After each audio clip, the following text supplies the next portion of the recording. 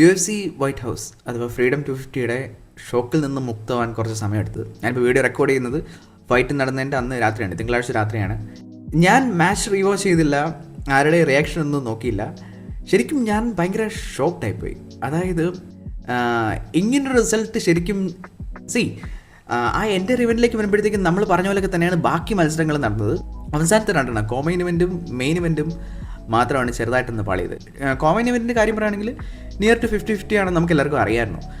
അത് ഞാൻ അത്ര സർപ്രൈസ്ഡ് ആയിരുന്നില്ല. പക്ഷേ സർപ്രൈസ് ആയ കാര്യം എന്ന് പറയുമ്പോഴത്തേക്ക് എത്ര പെട്ടെന്ന് സെൽഗൻ അലക്സ് പെരേരെ ഡിഫീറ്റ് ചെയ്തു എന്നുള്ള കാര്യത്തിൽ മാത്രമാണ്. ശരിക്കും ലിറ്ററലി സെൽഗൻ സ്കൂൾഡ് പെരേര ഒന്നും അല്ലാതാക്കി കളഞ്ഞു.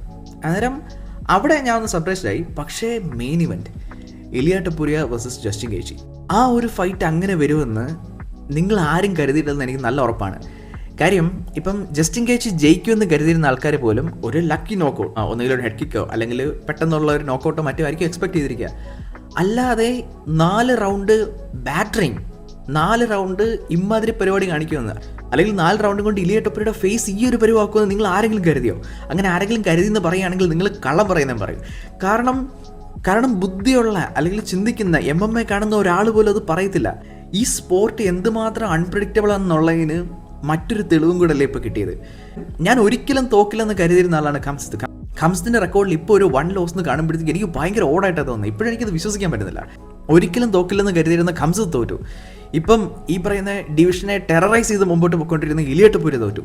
അതും തോറ്റ രീതി, അല്ലെങ്കിൽ തോറ്റത് ആരോടാ? ജസ്റ്റിൻ ഗേച്ചിയോട്. ജസ്റ്റിൻ ഗേച്ചിയെ മാക്സ് ഹോളോവേയും ചാൾസ് ഒലിവേരയും ഫിനിഷ് ചെയ്തതാണ്. ജസ്റ്റിൻ ഗേച്ചിയെ ഫിനിഷ് ചെയ്ത മാക്സ് ഹോളോവേ ഒരു വെൽ നോൺ പില്ലോ ഹാൻഡ്സ് ആണ്.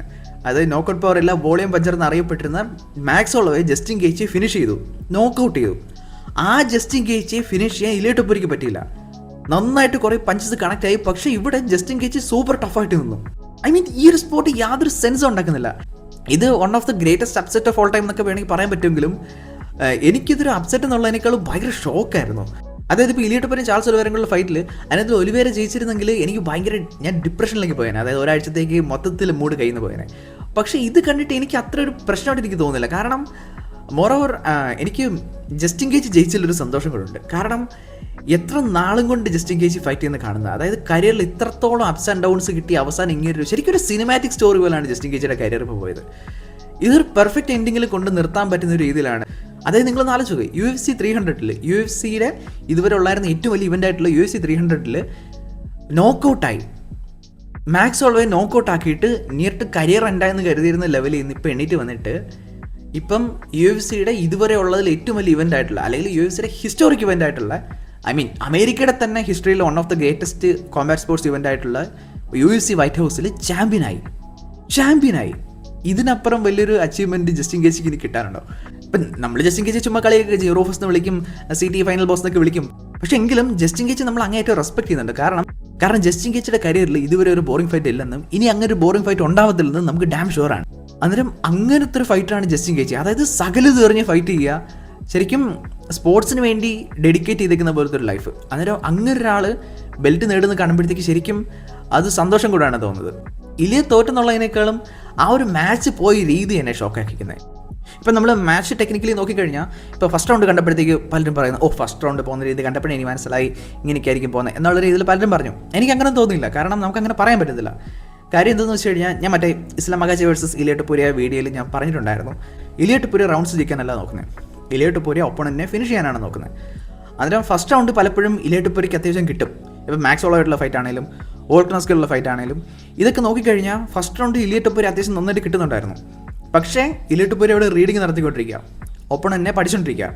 ഫസ്റ്റ് റൗണ്ട് കഴിഞ്ഞിട്ട് അത്രയും ഡേറ്റ ഡൗൺലോഡ് ചെയ്ത് പ്രോസസ്സ് ചെയ്തിട്ട് ഡിഫറെൻറ്റ് ഗെയിം പ്ലാനിംഗ് കൊണ്ടായിരിക്കും സെക്കൻഡ് റൗണ്ട് ഇറങ്ങുന്നത്. ഇതെല്ലാം തിരിച്ചു കൊടുക്കാൻ വേണ്ടിയിട്ട് ആ രീതിയിലാണ് ഇലിയ ടൊപൂരിയ ഫൈറ്റ് ചെയ്യുന്നത്. അങ്ങനെ ഫൈറ്റ് ചെയ്യുന്ന ആൾക്കാരുണ്ട്, ഫോർ എക്സാമ്പിൾ പീറ്റർ യാനൊക്കെ. അന്നേരം ആ രീതിയിലാണ് ഇലിയ ടൊപൂരിയ ഫൈറ്റ് ചെയ്യുന്നത്. ഫസ്റ്റ് റൗണ്ടിൽ ഒബിയസ്ലി ആ ഒരു കണ്ണിൻ്റെ ഔട്ട് അങ്ങനെ ഇടി കിട്ടിയപ്പോഴത്തേക്ക് ശരിക്കും ഞാനൊന്ന് കൺസേൺ ആയി. പക്ഷേ എങ്കിലും എനിക്ക് വലിയ കുഴപ്പം തോന്നിയില്ല. കാരണം ഇലിയ ടൊപൂരിയ പഠിച്ചിട്ടായിരിക്കും അടുത്ത റൗണ്ടിൽ വരുന്നത്. അത് നമുക്ക് കാണാനുണ്ടായിരുന്നു. സെക്കൻഡ് റൗണ്ടിൽ എന്ന് പറയുമ്പോഴത്തേക്ക് ജസ്റ്റിൻ ഗേച്ചിയെ നിയർലി ഇലിയ ടൊപൂരിയ ഓൾമോസ്റ്റ് ഫിനിഷ് ചെയ്യുകയും ചെയ്തു. പക്ഷേ ഇലിയ ടൊപൂരിയ അവിടെ കുറേ മണ്ടത്തരം കാണിച്ചെന്ന് എനിക്ക് തോന്നുന്നു. പിന്നെ ഫസ്റ്റ് റൗണ്ടിൽ ആ ഒരു പഞ്ചിൻ്റെ കാര്യം നോക്കുകയാണെങ്കിൽ, ആ ഒരു ഹർട്ടായിരിക്കുന്ന പഞ്ചിൻ്റെ കാര്യം നോക്കുകയാണെങ്കിൽ എനിക്ക് ഇലിയ ടൊപൂരിയ ജയിക്കണമെന്നായിരുന്നു ആഗ്രഹം. ജസ്റ്റിൻ ഗേച്ചിയുടെ സൈഡിൽ ഞാൻ ഏറ്റവും കൂടുതൽ പേടിച്ച 2 കാര്യമായിരുന്നു. ഒന്ന് കാഫ് കിക്കും, 2 മറ്റേ തലയിൽ പിടിച്ചിട്ട് അപ്പർ കട്ട് ചെയ്യുന്നൊരു പരിപാടി ഉണ്ടല്ലോ, മറ്റേ കോളർ ടൈ അപ്പർ കട്ട്. അത് രണ്ടും ഞാൻ ഏറ്റവും കൂടുതൽ പേടിച്ചത്. കാരണം എസ്പെഷ്യലി സ്മോളർ ഒപ്പണൻറ്റും കൂടെ ആകുമ്പോഴത്തേക്ക് ജസ്റ്റിൻ ഗേജിക്ക് സൗകര്യമായിട്ട് അത് ചെയ്യാൻ പറ്റും. മറ്റേ റഫേൽ ഫിസേവിനെതിരെ നമ്മൾ കണ്ടതാണ്. മാത്രമല്ല ഇലിയാട്ട് പൊരിയ എപ്പോഴും തല താഴേക്ക് ഡക്ക് ചെയ്യുന്ന ഒരു രീതിയും കൂടെ ഉണ്ട്. ഇപ്പം പുഷ് ചെയ്ത് മാറ്റുമ്പോഴാണെങ്കിലും എപ്പോഴും തല താഴേക്ക് ഡക്ക് ചെയ്യും. അപ്പോഴത്തേക്ക് ജസ്റ്റിൻ ഗേജിക്ക് ഹിറ്റ് ചെയ്യാൻ പറ്റിയൊരു കംഫർട്ടബിൾ പൊസിഷനിലുമായിരുന്നു ഇലിയാട്ട് പൊരിയ വന്നുകൊണ്ടിരുന്നത്. അന്നേരം അത് ശരിക്കും അഡ്രസ്സ് ചെയ്യുന്നുള്ള കാര്യത്തിൽ എനിക്ക് നല്ല കൺസേൺ ഉണ്ടായിരുന്നു. ഫസ്റ്റ് ഓഫ് ഓൾ കാഫ് കിക്കിൻ്റെ കാര്യം പറയുകയാണെങ്കിൽ അത് അഡ്രസ്സ് ചെയ്യുമെന്ന് ഞാൻ പറഞ്ഞിരുന്നു. കഴിഞ്ഞ വീഡിയോയിൽ ഞാൻ പറഞ്ഞിട്ടുണ്ടായിരുന്നു, അലക്സാണ്ടർ ടൊപ്പുര ഇലിയാട്ട് പൊരിയുടെ ചേട്ടൻ മറ്റേ ബച്ച് സൽമാനെ ഫൈറ്റ് ചെയ്തപ്പോഴത്തേക്ക് പുറയിലേക്ക് ലീൻ ചെയ്തായിരുന്നു നിന്നിരുന്നത്. കാരണം കാഫ് കിക്ക് മിനിമം എഫക്റ്റേ ഉണ്ടാക്കത്തുള്ളൂ. അന്നേരം ആ ഒരു രീതിയിലാണ് എക്സാക്ട്ലി ഇലിയാട്ട് പൊരി പ്രാവശ്യം ഫൈറ്റ് ചെയ്യാൻ ഇറങ്ങിയത്. പക്ഷേ അത് ഇലിയാട്ട് പൊരിയുടെ ഗെയിമിനെ അഫക്റ്റ് ചെയ്തെന്ന് എനിക്ക് തോന്നുന്നു. കാര്യം എന്തെന്ന് വെച്ച് കഴിഞ്ഞാൽ കാഫ് കിക്ക് ഈ പറഞ്ഞ പോലെ തന്നെ ഇലിയാട്ട് പൊരി അഫക്റ്റ് ചെയ്യുന്നുണ്ടായിരുന്നില്ല. മാത്രമല്ല ഇലിയാട്ട് പൊരി തിരിച്ചും കാഫ് കിക്ക് കൊടുക്കുന്നുണ്ടായിരുന്നു. പക്ഷേ പുറയിലേക്ക് ലീൻ ചെയ്ത് നിൽക്കുമ്പോഴത്തേക്കും ആ ഒരു മൂവ്മെൻറ്റിനെ എഫക്റ്റ് ചെയ്യും. അതായത് സാധാ പോലെ ഫ്രണ്ടിലേക്ക് ലീൻ ചെയ്ത് നിൽക്കുമ്പോഴത്തേക്ക് കൂടുതൽ മൂവ് ചെയ്യാൻ പറ്റും, ഹെഡ് മൂവ് ചെയ്യാനും മറ്റൊക്കെ പറ്റും. പക്ഷേ പുറയിലേക്ക് ലീൻ ചെയ്ത് നിൽക്കുമ്പോഴത്തേക്ക് ആ ഒരു ഹെഡ് മൂവ്മെൻറ്റ് അല്ലെങ്കിൽ ബോഡി ആണെങ്കിലും മൂവ് ചെയ്യുന്നതിൽ കുറച്ചൊരു ലിമിറ്റേഷൻ ഉണ്ട്. അതിനും അതുകൊണ്ടും കൂടെ ആണെന്ന് തോന്നുന്നു ജസ്റ്റിൻ ഗേജിക്ക് അത്യാവശ്യം നന്നായിട്ട് കുറേ പഞ്ചസ് കണക്ട് ചെയ്യാൻ പറ്റുന്നുണ്ടായിരുന്നു. പിന്നെ രണ്ടാമത്തെ കാര്യം, ഈ കോളർ ടൈ അപ്പർ കട്ടിൻ്റെ കാര്യമാണെങ്കിൽ ജസ്റ്റിൻ ഗേജി ഏറ്റവും നന്നായിട്ട് ചെയ്യുന്നൊരു കാര്യമായിരുന്നു. അത് ഇപ്രാവശ്യം ഇലിയാട്ട് പൊരിക്കെതിരെയും ചെയ്തു. തല ഇങ്ങോട്ട് പിടിച്ച് വലിക്കുക, അപ്പർ കട്ട് ചെയ്യുക. അതായിരുന്നു ഫസ്റ്റ് റൗണ്ടിൽ ഇലിയാട്ട് പൊരി ഏറ്റവും നന്നായിട്ട് ഹർട്ട് ചെയ്തത്. അപ്പം തന്നെ ഒരു കണ്ണ് കോംപ്രമൈസ് ആയി. പിന്നെ അത് മാത്രമല്ല ജസ്റ്റിൻ ഗേജി കുറേ സ്മാർട്ടായിട്ടുള്ള കുറേ അപ്രോച്ചസ് ഈ ഒരു ഫൈറ്റിലേക്ക് കൊണ്ടുവന്നു. അതായത് ജസ്റ്റിൻ ഗേജി ബേസിക്കലി റെസ്ലിംഗ് ബാക്ക്ഗ്രൗണ്ട് ഇതാണ് വരുന്നത്. പക്ഷേ റെസ്ൽ ചെയ്യാത്ത കാര്യം എന്ന് പറയുമ്പോഴത്തേക്ക് ഈ ഒരു കാർഡിയോ ഇതുള്ളത് കൊണ്ടാണ്. നന്നായിട്ട് കാർഡിയോ കത്തിപ്പോകുന്ന കേസാണ് റെസ്ലിംഗും ഗ്രാപ്ലിംഗ് ഒക്കെ. അതുകൊണ്ടാണ് ജസ്റ്റിൻ ഗേജി കൂടുതൽ സ്ട്രൈക്ക് ചെയ്യാൻ നിൽക്കുന്നത്. പക്ഷേ ഈ ഒരു ഫൈറ്റിലേക്ക് വന്നപ്പോഴത്തേക്ക് ആ ഒരു റെസ്ലിംഗ് പ്രോപ്പർലി യൂസ് ചെയ്തില്ലെങ്കിൽ പോലും ആ ഒരു ഫെയിൻറ്റുകൾ അല്ലെങ്കിൽ ആ ഒരു റെസ്ലിംഗ് ത്രെറ്റ് കുറേ യൂസ് ചെയ്തിട്ടുണ്ട്. അതായത് ഫോർ എക്സാമ്പിൾ ഇലിയാട്ട് പൊരിയ ടേക്ക് ഡൗൺ ചെയ്യാൻ പോകുന്ന പോലെ ഒരു ഗിമ്മിക്ക് ജസ്റ്റിൻ ഗേജി കൂടെ കാണിക്കുന്നുണ്ടായിരുന്നു. കാലെ പിടിക്കുന്നു, അപ്പോഴത്തേക്ക് ഇലിയാട്ട് പൊരിയ തള്ളി മാറ്റാൻ നോക്കുന്നു. അപ്പം അതായത് ജസ്റ്റിൻ ഗേജി ഒരു സിംഗിൾ ടേക്ക് ഡൗൺ നോക്കുന്നു, അപ്പോഴത്തേക്ക് ഇലിയാട്ട് പൊരിയ അത് റെസിസ്റ്റ് ചെയ്യാൻ നോക്കുന്നു, അപ്പോഴത്തേക്ക് മുഖത്ത് പഞ്ച് കണക്ട് ചെയ്യുന്നു. ജസ്റ്റിൻ ഗേജി എഫക്റ്റീവായിട്ട് ആ പഞ്ചസ് കണക്ട് ചെയ്തു, എഫക്റ്റീവായിട്ട് ജാബ്സ് യൂസ് ചെയ്തു. ജസ്റ്റിൻ ഗേജി നേരെ റെസ്ൽ ചെയ്യാൻ പോകുന്നു, ഇലിയാട്ട് പൊരിയ റെസിസ്റ്റ് ചെയ്യാൻ നോക്കുന്നു, പഞ്ചസ് കണക്ട് ചെയ്യുന്നു. അതുപോലെ തന്നെ ഓരോ സമയത്തും നേരത്തെ പറഞ്ഞ പോലെ തന്നെ ആ ഒരു പുറയിലേക്ക് ലീൻ ചെയ്ത് നിൽക്കുന്നതുകൊണ്ട് തന്നെ ഹെഡ് മൂവ്മെൻറ്റിൻ്റെ സ്കോപ്പ് കുറച്ചുകൂടെ കുറവാണ്. അതുകൊണ്ട് തന്നെ വീണ്ടും കുറേ പഞ്ചസ് കണക്ട് ചെയ്തു. മാത്രമല്ല ഈ ഒരു ഫൈറ്റിലേക്ക് വന്നപ്പോഴത്തേക്ക് രണ്ടുപേരുടെ മെൻറ്റാലിറ്റി കുറച്ചുകൂടെ ഡിഫറൻ്റ് ആണെന്ന് എനിക്ക് തോന്നുന്നു. അത് ഈ ഒരു ഫൈറ്റിൽ നന്നായിട്ട് നേടിച്ചെന്ന് എനിക്ക് തോന്നുന്നു. അതായത് ഇലിയാട്ട് പൊരി ശരിക്കും ഈഗോ വെച്ച് ഫൈറ്റ് ചെയ്ത പോലെ എനിക്ക് തോന്നുന്നു. അതായത് ഇത്ര റൗണ്ടിനുള്ളിൽ എത്രയും പെട്ടെന്ന് തീർക്കണം എന്നുള്ള രീതിയിൽ ഫൈറ്റ് ചെയ്ത പോലെ എനിക്ക് തോന്നുന്നു. ഫസ്റ്റ് റൗണ്ട് കഴിഞ്ഞിട്ട് സെക്കൻഡ് റൗണ്ട് ആയപ്പോഴത്തേക്ക് ജസ്റ്റിൻ ഗേജി എങ്ങനെയെങ്കിലും ഫിനിഷ് ചെയ്യണം എന്നുള്ള രീതിയിലാണ് ഇലിയാട്ട് പൊരി ഫൈറ്റ് ചെയ്തത്. ശരിക്കും ആ ഓരോ പഞ്ചസിലും ആ ബ്രൂട്ട് ഫോഴ്സ് കാണാനും ഉണ്ടായിരുന്നു. ഫുൾ എനർജി എടുത്തിട്ടായിരുന്നു ഇലിയാട്ട് പൊരി ഇടിച്ചുകൊണ്ടിരുന്നത്. അതല്ല സെക്കൻഡ് റൗണ്ട് ആ ഒരു പകുതി കഴിഞ്ഞപ്പോഴേക്കും നമ്മൾ കരുതി മാച്ച് ഇപ്പോൾ തീരും. കാരണം ജസ്റ്റിൻ ഗേജിയുടെ ബോഡിയിൽ നന്നായിട്ട് പഞ്ചസ് കണക്ട് ആവുന്നുണ്ടായിരുന്നു. ലിവറൊക്കെ ഒരു പരുവായി കാണും. ഗേജ് നന്നായിട്ട് റിയാക്ട് ചെയ്യുന്നുണ്ടായിരുന്നു. നമ്മൾ വിചാരിച്ച് മാച്ച് ഇപ്പോൾ തീരും. പക്ഷേ ഇലിയാട്ട് പൊരിയ നേരെ പോയി ഗ്രാപ്പിൾ ചെയ്യാൻ പോയി.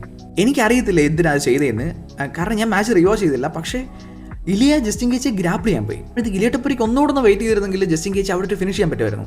അല്ലെങ്കിൽ ഇത്ര റഷ് ചെയ്യേണ്ട കാര്യമില്ലായിരുന്നു. ഈ പറഞ്ഞ പോലെ തന്നെ ഫസ്റ്റ് 2 റൗണ്ടിൽ തീർക്കുമെന്ന് പറഞ്ഞതുകൊണ്ടാണെന്ന് എനിക്കറിയത്തില്ല. ഈ പറയുന്ന ഇത്രയും ബോഡി പഞ്ചസ് കിട്ടി താഴെ പോയ ജസ്റ്റിൻ ഗേജിയെ ഇലിയാട്ട് പൊരിയെ സബ്മിറ്റ് ചെയ്യാൻ നോക്കി. എന്നിട്ട് മറ്റേ ഖബീബ് ചെയ്ത പോലെ ട്രയാങ്കിൾ ചോക്ക് ചെയ്യാൻ നോക്കി. പക്ഷേ അതൊന്നും സക്സസ് ആവുന്നുണ്ടായിരുന്നില്ല. ജസ്റ്റിൻ ഗേജ് കഷ്ടപ്പെട്ടത് റെസിസ്റ്റ് ചെയ്യുന്നുണ്ടായിരുന്നു. പക്ഷേ സെക്കൻഡ് റൗണ്ട് കഴിഞ്ഞപ്പോഴത്തേക്ക് ഇലിയാട്ട് പൊരിയുടെ ഗ്യാസ് ടാങ്ക് കാലിയായി. ആ എണ്ണീറ്റ് രീതി കണ്ടപ്പോൾ ഞാൻ ഞെട്ടിപ്പോയി. കാരണം അങ്ങനൊരു സംഭവം നമ്മൾ പ്രതീക്ഷിക്കുന്നില്ല. അത് കണ്ടപ്പോഴത്തേക്ക് തീർന്ന് എന്നുള്ള രീതിയിലായിരുന്നു. ഇലിയാട്ട് പൊരിയ ഗ്രെക്കോ റോമൻ റെസ്ലിംഗ് ബാക്ക്ഗ്രൗണ്ടിൽ നിന്ന് വരുന്ന ആളാണ്. പക്ഷേ റെസ്ൽ ചെയ്യുന്നത് നമ്മൾ എത്ര വട്ടം കണ്ടിട്ടുണ്ട്. ഇലിയാട്ട് പൊരിയ ഏറ്റവും അവസാനം പ്രിഡോമിനൻ്റ്ലി റെസ്ലിംഗ് യൂസ് ചെയ്ത ലാസ്റ്റ് MMA മാച്ച് എന്ന് പറയുമ്പോഴത്തേക്ക് യൂസഫ് സലാലിനെതിരെയുള്ള മാച്ചാണ്. അത് കഴിഞ്ഞ ശേഷം ഇലിയാട്ട് പൊരി കൂടുതലും സ്ട്രൈക്കിങ്ങിലാണ് ഫോക്കസ് ചെയ്തത്. ഞാൻ മറ്റേ ഇലിയ വേഴ്സസ് മഗാഷി വീഡിയോയിൽ പറഞ്ഞിട്ടുണ്ടായിരുന്നു. അതിൻ്റെ പ്രധാന കാര്യം തന്നെ ഇലിയാട്ട് പൊരിക്ക് കാർഡിയോ ഇഷ്യൂ ഉള്ളതുകൊണ്ടാണ്. ഗ്രാപ്ലിംഗ് റെസ്ലിംഗ് ഒക്കെ അത്യാവശ്യം നന്നായിട്ട് കാർഡിയോ കത്തിപ്പോകുന്ന കാര്യങ്ങളാണ്. അതുകൊണ്ടാണ് ശരിക്കും കാർഡിയോ പ്രോപ്പർലി യൂസ് ചെയ്യാൻ വേണ്ടിയിട്ടാണ് ഇലിയാട്ട് പൊരി സ്ട്രൈക്ക് ചെയ്യാൻ നിൽക്കുന്നത്. അതുകൊണ്ടാണ് ഇലിയാട്ട് പൊരി അത്യാവശ്യ സന്ദർഭങ്ങളിൽ മാത്രം ഗ്രാപ്ലിംഗ് യൂസ് ചെയ്യുന്നത്. ഈ ഒരു ഫൈറ്റിലേക്ക് വരുമ്പോഴത്തേക്ക് എസ്പെഷ്യലി സെക്കൻഡ് റൗണ്ട് എന്ന് പറയുമ്പോഴത്തേക്ക് ഇലിയാട്ട് പൊരി സകല ഫോഴ്സ് കൊടുത്തായിരുന്നു ഇടിച്ചുകൊണ്ടിരുന്നത്. എത്രയും പെട്ടെന്ന് ഫിനിഷ് ചെയ്യാനുള്ളൊരു ധൃതി പോലായിരുന്നു. മാത്രമല്ല അന്നേരം തന്നെ കുറേ കാർഡിയോ കത്തിപ്പോയി. അതിൻ്റെ കൂടെ തന്നെ അവസാനം ഗ്രാപ്ലിംഗ് കൂടെ ചെയ്തപ്പോഴത്തേക്ക് ഇലിയാട്ട് പൊരിയുടെ ഗ്യാസ് ടാങ്ക് ഏറെക്കുറെ ഫിനിഷായി. അതായിരുന്നു ശരിക്കും ഈ ഒരു മാച്ചിൻ്റെ വിധി എഴുതിയെന്ന് എനിക്ക് തോന്നുന്നു. പിന്നീട് നടന്നെങ്കിൽ നിങ്ങൾ കണ്ണയാണല്ലോ. പിന്നെ തേർഡ് റൗണ്ടിൻ്റെ അവസാനം മാച്ച് അവിടെ നിർത്തുമെന്നാണ് ഞാൻ കരുതിയത്. കാരണം ഇലിയാട്ട് പൊരി കണ്ണാണാവായി എന്നൊക്കെ പറയുന്നത് കേട്ടോ. അപ്പോൾ ഡോക്ടറൊക്കെ വന്ന് നോക്കിയപ്പോഴത്തേക്ക് വിഷന് നല്ല ഇഷ്യൂ ഉണ്ട്. അപ്പോഴത്തേക്ക് മാച്ച് അവിടെ നിർത്തുമെന്നാണ് ഞാൻ കരുതിയത്. പക്ഷേ ഇലിയ റിക്വസ്റ്റ് ചെയ്യുന്നത് കേട്ടു, മാച്ച് നിർത്തല്ലേ, കണ്ടിന്യൂ ചെയ്യണം എന്നുള്ള രീതിയിൽ പറയുന്നത് കേട്ടു. അപ്പോഴത്തേക്ക് മാർക്ക് ഗോഡാഡ് വന്നിട്ട് അത് സമ്മതിച്ചു. അതെനിക്ക് ഭയങ്കര ഇൻട്രസ്റ്റിംഗ് ആയിട്ട് തോന്നി. 2 കാര്യം, ഒന്ന് റഫറി വന്നിട്ട് അങ്ങനെ അനുമതി കൊടുക്കുന്നത് ഞാൻ അങ്ങനെ കണ്ടിട്ടില്ല. ഡോക്ടർ സ്റ്റോപ്പേജ് എന്ന് പറയുമ്പോഴത്തേക്ക് ഞാൻ വിചാരിച്ചു ഡോക്ടർ ആയിരിക്കും സ്റ്റോപ്പ് ചെയ്യുന്നത്. അതായത് ഡോക്ടർ പറഞ്ഞു കഴിഞ്ഞാൽ അതൊരു ഫൈനൽ വിധി ആയിരിക്കും എന്നാണ് ഞാൻ കരുതിയത്. പക്ഷേ മാർക്ക് ഗോഡാഡ് എന്ന് പറയുമ്പോഴത്തേക്ക് എയർലെസ് സ്റ്റോപ്പേജിൻ്റെ ആളാണ്. മാർക്ക് ഗോഡാഡ് വന്നിട്ട് ഇതിന് അനുമതി കൊടുക്കുന്ന പറയുമ്പോഴത്തേക്ക് അതെനിക്ക് കുറച്ച് ഇൻട്രസ്റ്റിംഗ് ആയിട്ട് തോന്നി. എന്തായാലും മാച്ച് കണ്ടിന്യൂ ആയി. പിന്നെ 4th റൗണ്ട് ആയപ്പോഴത്തേക്ക് ശരിക്കും എന്ന് വെച്ചാൽ ബ്രൂട്ടൽ ഫൈറ്റ് ആയിരുന്നു. രണ്ടുപേരും ശരിക്കും എന്താ പറയുന്നത്, നമുക്കിതൊരു വൺ സൈഡ് ബീറ്റ് ഔട്ട് ഒന്നും ആയിരുന്നില്ലല്ലോ. പക്ഷേ ജസ്റ്റിൻ ഗേജ് സ്മാർട്ടായിട്ട് ഫൈറ്റ് ചെയ്തത്, അതുകൊണ്ടാണ് ശരിക്കും ജയിച്ചത്. ഇത് രണ്ടും വാരിയേഴ്സ്, അല്ലാതെ അതിനപ്പുറം ഒന്നും പറയാനില്ല. മാത്രമല്ല ഞാൻ ആദ്യം പറഞ്ഞ പോലെ തന്നെ ഹോളോവേ ജസ്റ്റിൻ ഗേജ് നോക്കൗട്ട് ചെയ്തു. വെൽ നോൺ പില്ലോ ഹാൻഡ്സ് ആയിട്ടുള്ള ഹോളോവേക്ക് നോക്കൗട്ട് പവർ അല്ലെന്ന് എല്ലാവർക്കും അറിയാം. ആ ഹോളോവേ ജസ്റ്റിൻ ഗേജ് നോക്കൗട്ട് ചെയ്തു. പക്ഷേ ഇലിയയ്ക്ക് നോക്കൗട്ട് ചെയ്യാൻ പറ്റിയില്ല. മുഖത്ത് കാര്യമായിട്ടൊരു ഡാമേജ് പോലും ഇല്ല ജസ്റ്റിൻ ഗേജിന്. എത്ര ഹിറ്റ് കിട്ടിയതാണ്. അതാണ് പറഞ്ഞത്, ഈ ഒരു സ്പോർട്ട് പ്രെഡിക്റ്റ് ചെയ്യാൻ പറ്റത്തില്ല. MMA മാത്ത് എന്നൊക്കെ പറയുമ്പോഴത്തേക്കും നമുക്ക് അതൊക്കെ ചുമ്മാതാണ്. അതായത് ഇന്നാളെ തോപ്പിച്ചു, അതുകൊണ്ട് മറ്റേ ഇന്നാളെ തോപ്പിക്കും, ഒരു കുന്തവും പറയാൻ പറ്റത്തില്ല. മാത്രമല്ല ഇപ്പോൾ സന്തോഷിച്ചിരിക്കുന്ന കുറേ ആൾക്കാരും കാണുമായിരിക്കും. അതായത് അയ്യേ അവൻ അങ്ങനെ പറ്റി, നമ്മുടെ ആൾക്കാർക്ക് ഇങ്ങനെ പറ്റിയിട്ടില്ലേ എന്നുള്ള രീതിയിൽ സന്തോഷിച്ചിരിക്കുന്ന ആൾക്കാരും കാണുമായിരിക്കും. നിങ്ങളും കരുതിയിരുന്നോ MMA ആണ്, എന്താ സംഭവിക്കുന്നതെന്ന് പറയാൻ പറ്റത്തില്ല. നിങ്ങൾക്ക് ഇഷ്ടപ്പെട്ട ആൾ അടുത്ത മാച്ചിൽ ചിലപ്പം ഇല്ലാതായെന്ന് വരും. അന്നേരം ആ രീതിയിലാണ് MMA കാര്യങ്ങൾ പോകുന്നത്. അന്നേരം ആ ഒരു 4th റൗണ്ടിലേക്ക് വരുമ്പോഴത്തേക്ക് അവസാനം ഒരു പരുവായി. അവസാനം ഒരു നീയും കൂടെ കിട്ടിയപ്പോഴത്തേക്ക്, മറ്റേ റിബ്ഗേജിലേക്ക് ഒരു നീയും കൂടെ കിട്ടിയപ്പോഴത്തേക്ക് അവിടെ തീർന്നു. എന്നിട്ട് ആ ഒരു കോർണറിലിരുന്ന് ക്വിറ്റ് ചെയ്യുകയാണ് ചെയ്തത്. അന്നേരം ഇലിയ ടൊപ്പുരി ക്വിറ്റ് ചെയ്തെന്ന് എനിക്കറിയാം. ഇലിയ ടൊപ്പുരി ഒബ്വിയസ്ലി കോർണറിനോട് പറയുമല്ലോ. അപ്പോഴത്തേക്ക് എനിക്ക് തോന്നുന്നു അലക്സാണ്ടർ ടൊപ്പുരിയാണ് മാച്ച് കോൾ ഓഫ് ചെയ്യാൻ പറഞ്ഞത്. ശരിക്കും ഈ ഒരു ഫൈറ്റിൽ ജസ്റ്റിൻ ഗേജ് ആലോചിച്ചിട്ട് എനിക്ക് നല്ല സന്തോഷമുണ്ട് താനും. കാര്യം അമേരിക്കൻ സോയിലിൽ ഇത്രയും ഗ്രേറ്റസ്റ്റ് ഇവൻറ്റിൽ അവസാനം ഇത്രയും അപ്സ് ആൻഡ് ഡൗൺസ് കണ്ടിട്ട് അവസാനം ജസ്റ്റിൻ ഗേജ് അവിടെ ജയിക്കുമെന്ന് പറയുമ്പോഴത്തേക്ക് ആ ഒരു കരിയർ ഈ പറഞ്ഞ ഫുൾ സർക്കിളിലായി. മാത്രമല്ല മറ്റേ റോക്കി 4 സിനിമ പോലെ ഉണ്ട്. അതായത് മറ്റേ സ്കേറി അൺഡിഫീറ്റഡ് റഷ്യൻ ഫൈറ്റർ, അതിനെ തോപ്പിക്കാൻ അണ്ടർഡോഗ് അമേരിക്കൻ, ഈ ഒരു സംഭവം ഉണ്ടല്ലോ, അതുപോലെ തോന്നുന്നു. എന്തായാലും ജസ്റ്റിൻ ഗേജ് സ്മാർട്ടായിട്ട് ഫൈറ്റ് ചെയ്തു. ശരിക്കും ഈ പറഞ്ഞ പോലെ തന്നെ ഇലിയ ടൊപ്പുരി ഈഗോ വെച്ച് ഫൈറ്റ് ചെയ്തു. ജസ്റ്റിൻ ഗേജ് ഭയങ്കര സ്മാർട്ടായിട്ടാണ് അപ്രോച്ച് ചെയ്തത്.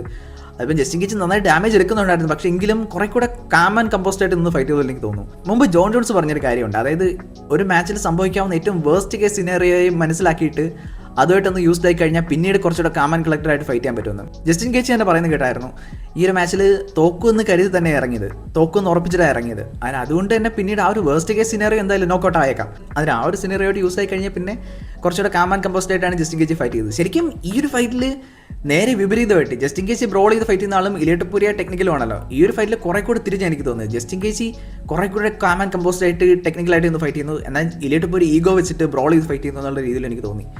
ഇവിടെ സുപ്പീരിയർ ഫൈറ്റർ ആണെന്ന് ചോദിച്ചു കഴിഞ്ഞാൽ ഒബ്വിയസ്ലി ഇലിയ ടൊപ്പുരി.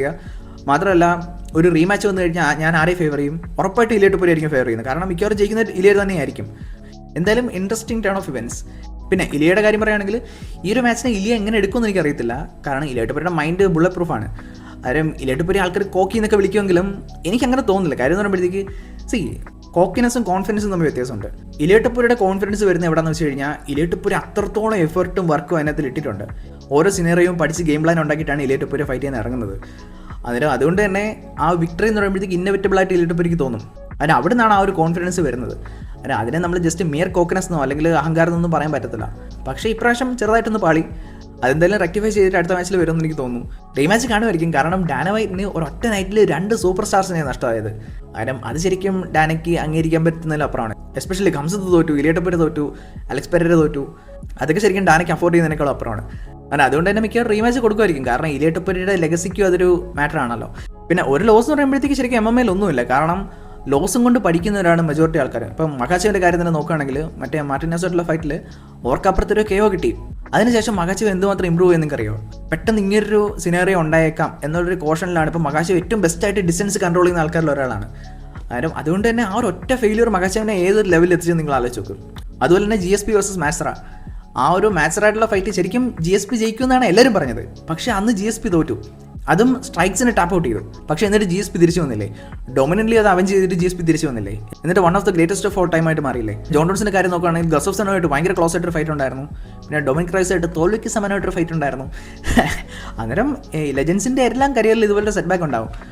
അതിനെ കുറേ പേര് ഗബീവിനെ എടുത്തുകൊണ്ട് വരും. ഗ്ലീസൺ ഡീബായിട്ടുള്ള ഫൈറ്റ് നിങ്ങളൊന്ന് നോക്കിക്കഴിഞ്ഞാൽ മനസ്സിലാവും. റിസൾട്ട് വന്നപ്പോഴേക്ക് ഖബീബ് പോലും കരുതിയില്ല ഖബീബ് ജയിക്കുമെന്ന്. ഓക്കെ, അന്നേരം എല്ലാവരുടെ കരിയറിലും ഇതുപോലത്തെ ഓരോ ഫൈറ്റ്സ് വരും. മാത്രമല്ല ഖബീബ് അത്രത്തോളം ടെസ്റ്റ് ചെയ്യപ്പെടുന്നിടത്തോളം ഈ ഒരു സ്പോർട്ടിൽ നിന്നില്ല. അതുകൊണ്ട് കൂടെയാണ്. പക്ഷേ ഒരു കാര്യമുണ്ട്, ഈ ഒരു ഫൈറ്റ് കണ്ടപ്പോഴത്തേക്ക്, ജസ്റ്റിൻ ഗേജിൻ്റെ ഫൈറ്റ് കണ്ടപ്പോഴത്തേക്ക് എനിക്ക് പെട്ടെന്ന് മനസ്സിൽ വന്നൊരു കാര്യമാണ്, ഹൗ ഗുഡ് വാസ് ഖബീബ്. കാരണം ജസ്റ്റിൻ ഗേജ് നശിപ്പിച്ച് കളഞ്ഞ ഖബീബ്. അന്നേരം പറഞ്ഞു വന്ന ഇതാണ്, ഒരു ലോസ് എന്ന് പറയുമ്പോഴത്തേക്ക് MMA പ്രത്യേകിച്ച് വലിയ കാര്യമൊന്നുമില്ല. പിന്നെ ഈ പറയുന്ന ഈ ഫ്യൂച്ചറിൻ്റെ കാര്യം നോക്കുകയാണെങ്കിൽ ഇലിയ ടൊപ്പുരി മഹാച്ചേവുള്ള ഫൈറ്റിൻ്റെ ആ ഒരു മൂഡ് കംപ്ലീറ്റ്ലി പോയി. ഇനി അത് നടത്തുന്നതിൽ യാതൊരു സെൻസും ഇല്ല. അല്ലെങ്കിൽ വരുന്ന ഫൈറ്റിൽ ഇലിയ ടൊപ്പുരി ജസ്റ്റിൻ ഗേജിയെ വേണ്ടി നോക്കൗട്ട് ചെയ്തിട്ട് പഴയ പ്രതാപമൊക്കെ തിരിച്ചു പിടിക്കണം. മാത്രമല്ല സഡൻലി ഇലിയ ടൊപ്പൂരിയും പാഡി പെമിൽറ്റനും കൊണ്ടുള്ള ഫൈറ്റ് വീണ്ടും സെൻസ് ഉണ്ടാക്കുന്ന കാര്യമായിട്ട് മാറി. ഒരൊറ്റ ഫൈറ്റും കൊണ്ട് എന്തൊക്കെയാണ് മാറുന്നതല്ലേ. അതിൻ്റെ മൊത്തത്തിൽ ഇതൊക്കെയാണ്. പിന്നെ അവസാനമായിട്ട് ഇലിയ ടൊപ്പൂരി ആദ്യം ചെയ്യേണ്ട ഒരു കാര്യം ആ മുടിയെല്ലാം കൂടെ വെട്ടിക്കളയണം. ഫൈറ്റേഴ്സ് ശരിക്കും ബസ് കട്ട് ചെയ്യുന്ന അല്ലെങ്കിൽ മുട്ടയടിക്കുന്നതൊക്കെ ചെയ്യുന്ന കാര്യം എന്ന് പറയുമ്പോഴത്തേക്ക് അവർക്ക് മുടിയില്ലാഞ്ഞിട്ടൊന്നുമല്ല. ഇപ്പം ഡാഗിസ്ഥാനീസ് ആണെങ്കിലും ഇലിയ ടൊപ്പൂരി തന്നെ, ഇലിയ ടൊപ്പൂരിയുടെ ലാസ്റ്റ് മാച്ചുകളിലെല്ലാം ഇലിയ ടൊപ്പൂരി പറ്റ വെട്ടിക്കൊണ്ടാണ് നടന്നത്. ഇലിയ ടൊപ്പൂരി ഇപ്രാവശ്യം വന്നപ്പോഴത്തേക്ക് ശരിക്കും ഇല്ല സ്വയം പ്രസൻറ്റ് ചെയ്യുന്ന രീതിയിൽ കുറേ ഫോക്കസ് കൊടുത്തിട്ട് എനിക്ക് തോന്നുന്നു. ശരിക്കും ആ ഒരു റോ ലുക്കായിരുന്നു കുറേ കൂടെ നല്ലത്. ഞാൻ അവസാന നിമിഷം വരെ ആലോചിച്ചു ആ ഒരു മുടിയൊന്ന് വെട്ടിക്കളഞ്ഞിരുന്നത് നല്ലതായിരുന്നു. അതിന് ഇലിയ ടൊപ്പൂരി എന്തായാലും സ്ട്രോങ് ആയിട്ട് തിരിച്ചു വരട്ടെ. ഞാൻ ശരിക്കും ഈ ഒരു വീഡിയോ എടുക്കാൻ അത്ര പ്രിപ്പയർഡ് ഒന്നും ആയിരുന്നില്ല, ജസ്റ്റ് മനസ്സിൽ വന്ന കാര്യങ്ങൾ പറഞ്ഞുകൊണ്ടിരിക്കുന്നേ ഉള്ളൂ. കാരണം മൊത്തത്തിൽ ചെറിയൊരു ഡിസപ്പോയിൻമെൻ്റ് എന്നുള്ളതിനേക്കാളും ശരിക്കും ഒരു നല്ല ഷോക്കിലായിരുന്നു മൊത്തത്തിൽ. പിന്നെ ഗ്രൂപ്പിൽ കുറേ ഡിസ്കഷൻസും കാര്യങ്ങളൊക്കെ ആയിട്ട് അങ്ങനെ ഇരിക്കുമായിരുന്നു. എന്തായാലും ഇനി ബാക്കി കാര്യങ്ങൾ UFC വൈറ്റ് ഹൗസിനെ കുറിച്ചുള്ള ബാക്കി കാര്യങ്ങൾ, ബാക്കി മാച്ചസിൻ്റെ കാര്യമാണെങ്കിലും അതുപോലെ തന്നെ അലക്സ് പെരേര വേഴ്സസ് സിൽഗാൻ ഫൈറ്റിനെ കുറിച്ചുള്ള കാര്യങ്ങളും അടുത്ത വീഡിയോയിൽ പറയാം. അതിൽ ഡീറ്റെയിൽ ആയിട്ട് ഈ ഒരു എൻ്റർ കാർഡിനെ കുറിച്ച് പറയാം. Thanks for watching. Like, share, subscribe. അടുത്ത വീഡിയോയിൽ കാണാം. ബൈ.